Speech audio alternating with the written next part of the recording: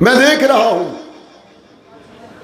جلسے میں بڑی تعداد ایسے نوجوانوں کی ہے، جلسے میں بڑی تعداد ان نوجوانوں کی ہے جنہوں نے اپنی آنکھوں کے سامنے براہ راست شاید ایک مرتبہ بھی مولانا اعظم طارق کو نہیں دیکھا،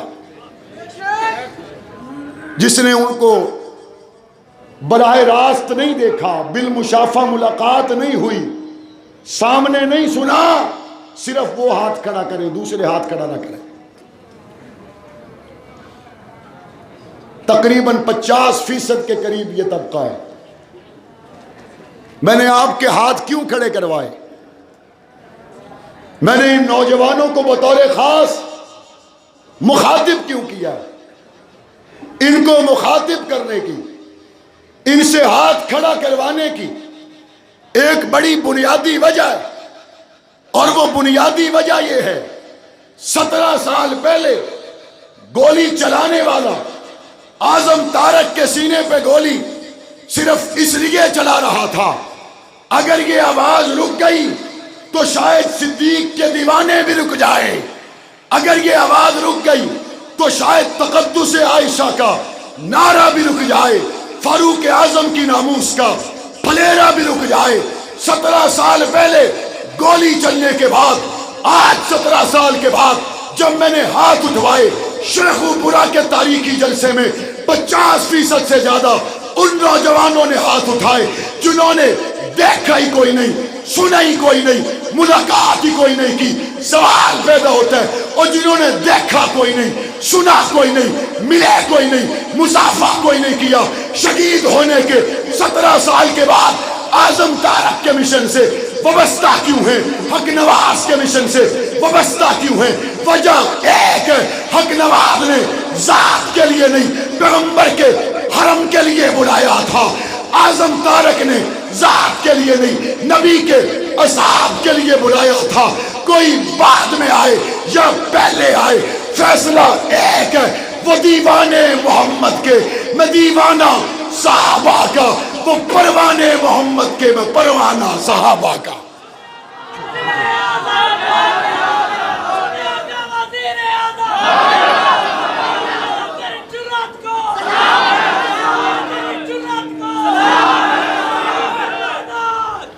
اور جو دشمنی اور بغض اور حسد میں مبتلا ہو جائے، 2 کام فوراً ہوتے ہیں۔ نمبر 1، آنکھوں پہ پردہ آ جاتا ہے، اور نمبر 2، عقل پہ پردہ آ جاتا ہے۔ عقل اور آنکھوں کا پردہ، میں نے اس لیے کہا کہ ڈاکٹر عادل پر گولی چلانے سے پہلے، شامزئی پر گولی چلانے سے پہلے، یوسف لدھیانوی پر گولی چلانے سے پہلے، حبیب اللہ مختار پر گولی چلانے سے پہلے، مولانا اعظم طارق پر گولی چلانے سے پہلے، ضیاء الرحمن فاروقی، اسحار القاسمی مختار سیال، حق نواز پر گولی چلانے سے پہلے عقل کے اندھے یہ تو سوچ لیا ہوتا یہ محمد کے وہ غلام ہیں جو بن دیکھے محمد کی غلامی کر رہے ہیں، یہ محمد کے وہ غلام ہیں جنہوں نے کانوں سے نبی کا فرمان سنا نہیں، صحابہ اور اہل بیت کو دیکھا نہیں، اگر بن دیکھے یہ محمد کریم کے غلامی میں جان دینے کے لیے کھڑے ہو گئے تو تیری ایک گولی سے فرق پڑتا ہی کتنا ہے؟ کیا فرق پڑے گا؟ اتنا ہی پڑے گا جتنا کالے کے ڈنگ سے ابو بکر کو پڑا تھا، بس اتنا ہی، اس سے زیادہ نہیں۔ اور جب رخ مصطفیٰ سامنے ہو تو ڈنگ کی اوقات ہی کیا ہے؟ رخ مصطفیٰ سامنے ہو ڈنگ کی حیثیت ہی کیا ہے؟ رخ مصطفیٰ کا پیرا ہو ڈنگ کی اوقات ہی کوئی نہیں۔ میں اپنے شہداء سے زبان حال سے پوچھتا ہوں، اے علماء کرام، اے شہداء ناموس صحابہ، اے 4 سگے بھائیوں، ایک ہی وقت میں کراچی کی شاہراہوں پر جام شہادت نوش کرنے والوں، اے لاہور اور کراچی اور اسلام آباد کے شہداء، آپ نے جان قربان کر دی، بچوں کا خیال نہیں آیا، آپ نے جان قربان کر دی، دوستوں کا خیال نہیں آیا، آپ پر گولی چلی، آپ نے کنبے قبیلے کو نہیں دیکھا۔ مجھے شہداء کی ہر قبر جواب میں کہتی ہے، رکھ مصطفیٰ کو دیکھ کر صدیق نے ڈنگ کھائے تھے، پرواہ نہیں کی۔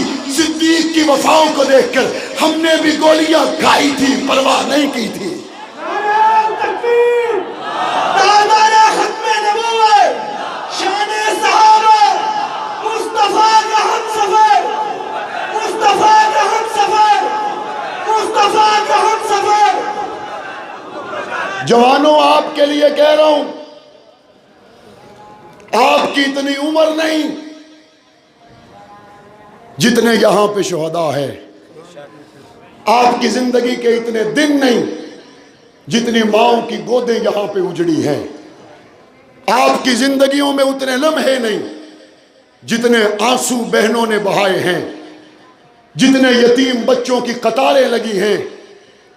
آپ کو پتہ ہونا چاہیے، سن 2000 آج سے 20 سال پہلے 28 فروری کی صبح، سردیوں کی راتیں، 28 فروری کی صبح کو ایک شخص کو میاں والی جیل کی کال کوٹڑی سے نکالا گیا، اور نکالنے کے بعد اس کو بتایا گیا، آج تجھے تختہ دار پر چڑھا دیا جائے گا۔ جس کو کال کوٹڑی سے نکالا گیا تھا، اس کی آنکھوں کی بینائی جا چکی تھی، جب باہر نکلا اس کو نظر نہیں آ رہا تھا، ہاتھ چھڑا کر کہتا تھا، چھوڑو مجھے، بتاؤ تختہ دار کدھر ہے؟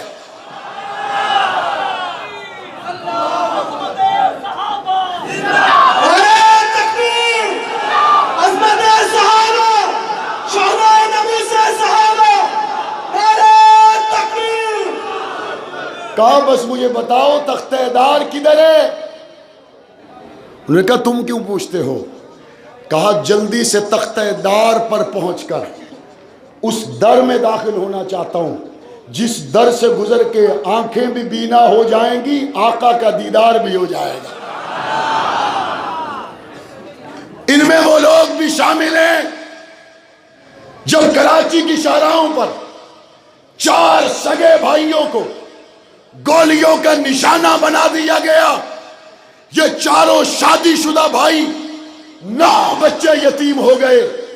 ایک ہی گھر میں سگے 4 بھائیوں کے جنازے پہنچے، 4 عورتیں بیوہ ہوئیں، 9 بچے یتیم ہوئے۔